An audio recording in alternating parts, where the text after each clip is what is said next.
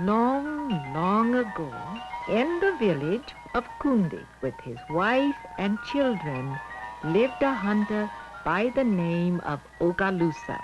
One morning, Ogalusa took his weapons down, he waved goodbye, and went off into the forest to hunt. His wife and children went to tend their fields and drove their cattle out to graze. The day passed. Darkness came, but Ogalusa did not return. Another day went by, a week passed, then a month.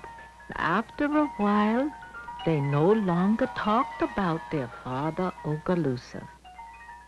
Then one day, soon after that, another son was born to Ogalusa's wife. Mama, what shall we name him? We shall call him